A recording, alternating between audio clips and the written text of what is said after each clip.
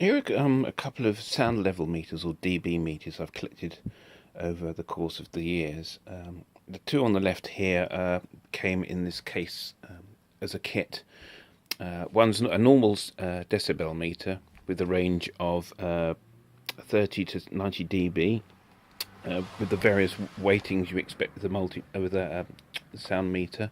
Basically, you've got weightings for certain frequency ranges.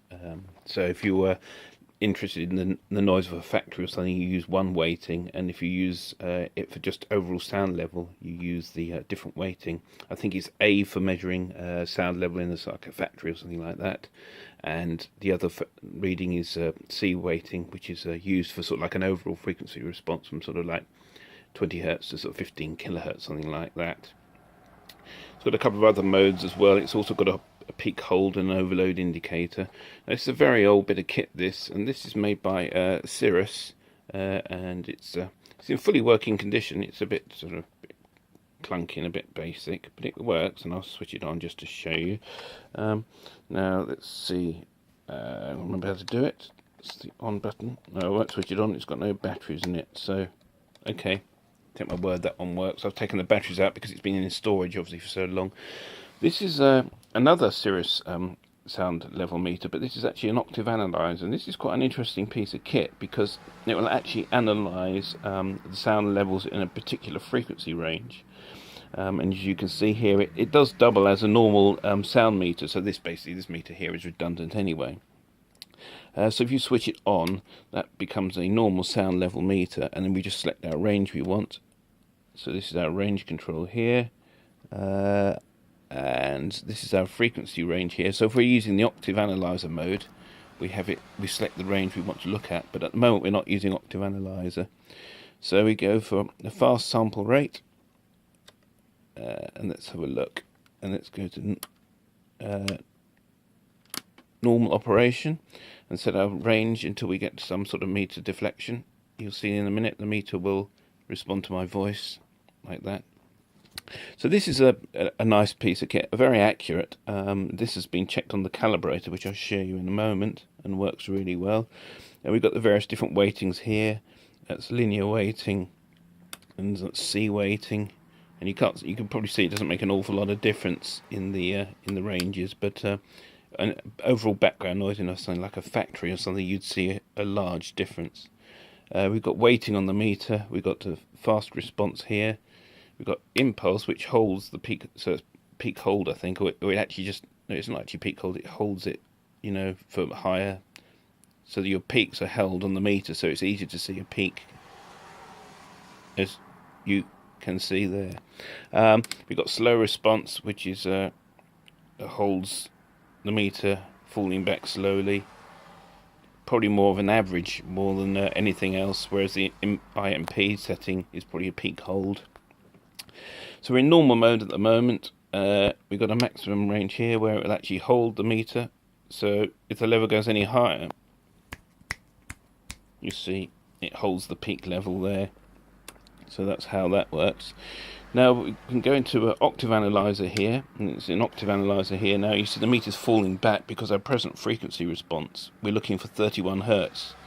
And I might have a very deep voice, but I haven't got a frequency response down to 31 hertz. So we move this into the sort of the presence band, which is 250 kilohertz. Around there, you'll start to see the meter will come up. And as I start to speak, you see the meter starting to gain because I'm in that range now where this is the frequency I'm speaking around 250 to probably 500 hertz. If I'm a bit squeaky, you see probably at 500 hertz it's falling off slightly.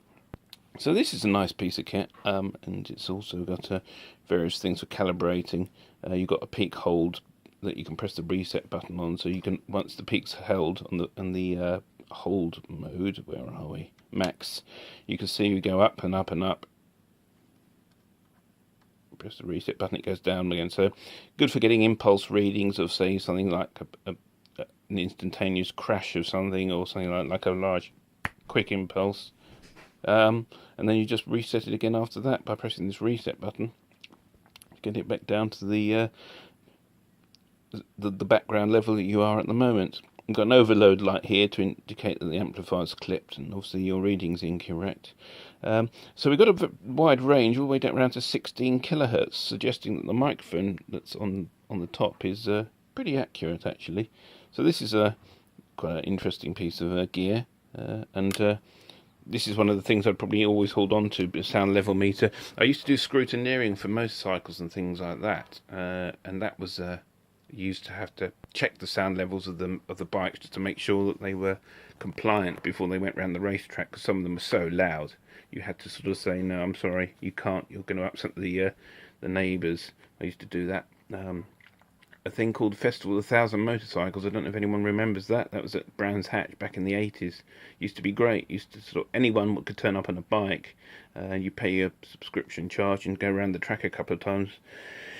Now this is the calibrator that came with it, and this is basically all this is a fixed level tone at 1 kilohertz. And if you can see there, we got a settings for off 104 dB and 94 dB.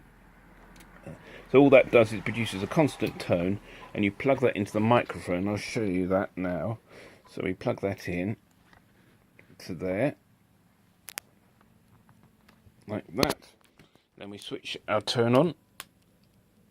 That's at 94 dB. So we go to non-octave analyzer. We set our range to 100 dB full scale deflection, and we'll go fast impulse. And in theory, if I have put it on 100, I'm going to check our range. That's 94 dB. So we're on maximum hold at the moment, so let's go normal. Where are we? Why are we not getting anything? Battery, normal. Should have something. Okay, so 80 dB reference point. So let's have a look. So there we go. So we're on the 80 dB range. 80 dB is at 0, 90 is at 10, 94, about 94 with a bit of parallax. Maybe I haven't quite got this plugged in fully. There you go, about 93.5, 94 dB. So that's how that works. Then we can turn it up to the 104 dB range. Get the switch. That's 104. And now you can see, so that's 80, 90, 100, 104. That's about 104, probably a bit high, a bit 105. So that proves that the calibrator is working. And the calibrator was actually calibrated about only a couple of years ago, so pretty confident that's working fine. So move on to this now. This is a new piece of gear I bought about relatively new, probably about 6 months ago. Saw it on the Fleabay for a buy it now price, I think about 12 quid. And what this is a beautiful piece of kit. It's huge. It's ridiculously large. This is a Dawe model 1400G dB meter. Now it's been sitting around downstairs at home, and I haven't really done anything to it. Let me get it so you can actually see it out of the light.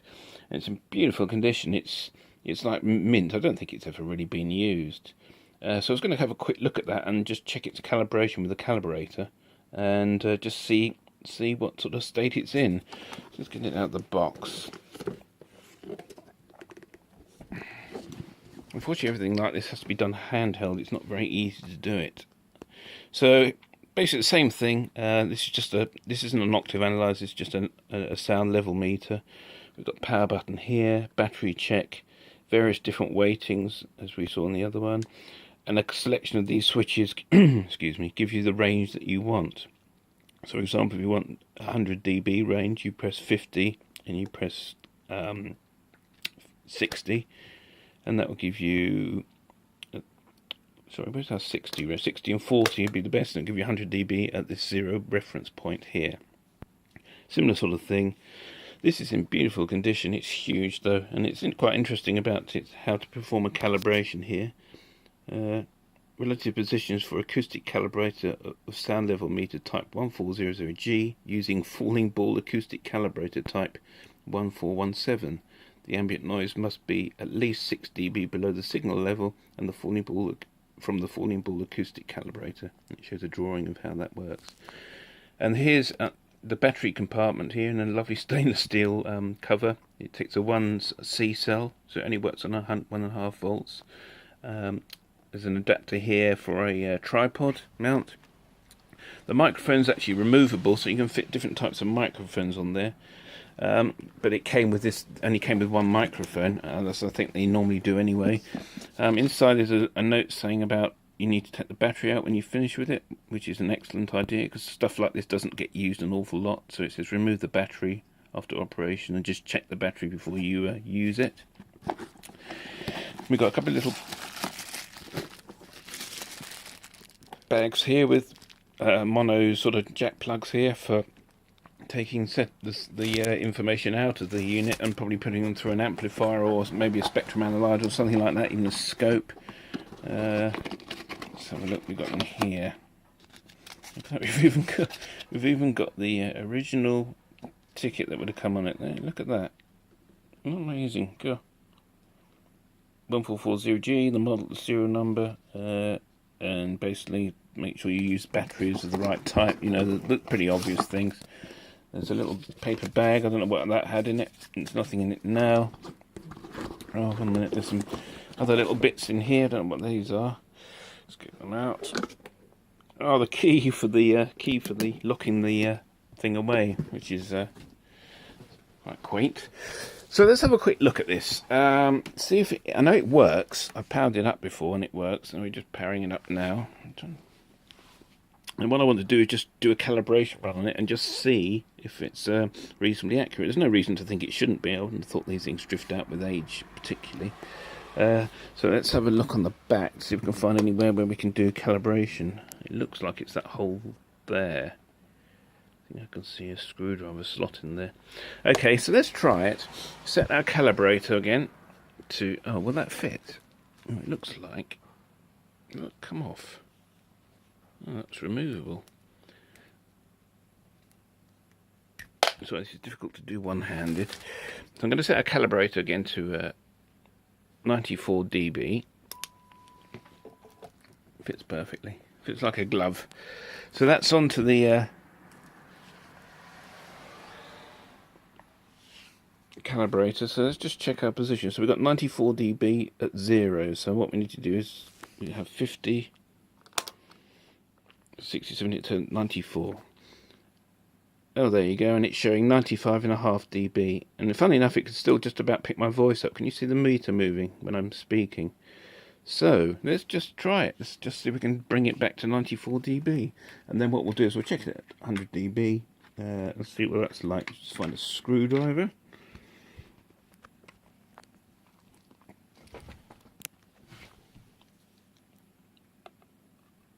Going in at the side now.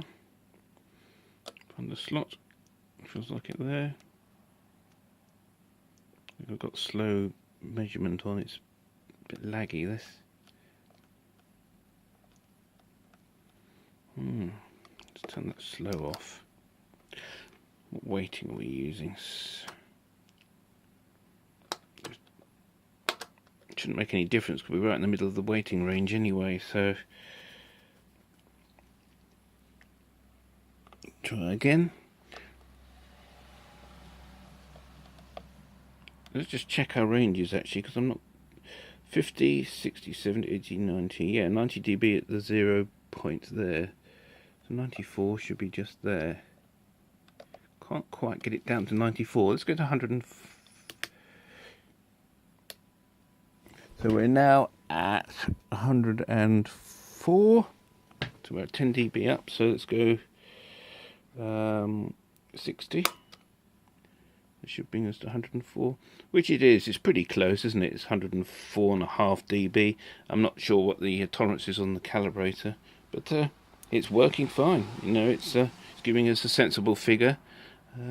So yeah, that's I'm pleased with that. It's a nice. Let's turn the calibrator off. You can hear it. It's just a transducer inside, as you can see. Turn that off. So it's a nice little working piece of gear. Let's turn it down so you can see it move when I'm speaking. Let's go to 40 dB. Is that enough? Into the fast in.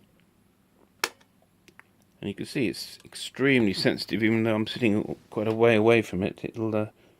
It's very, very sensitive, so it's very good for measuring probably very low level sound levels. I don't know what you'd use them for. Probably use them for sort of like audio calibration, or maybe even in theatres and things where you're trying to get the sound level even all the way across the corners of the auditorium sort of thing. But that's a lovely bit of kit. Another piece of kit that will probably sit on the shelf until either I die or I decide to sell all this stuff. But yeah, that's the Dawe 1400G sound level meter. Thanks for watching.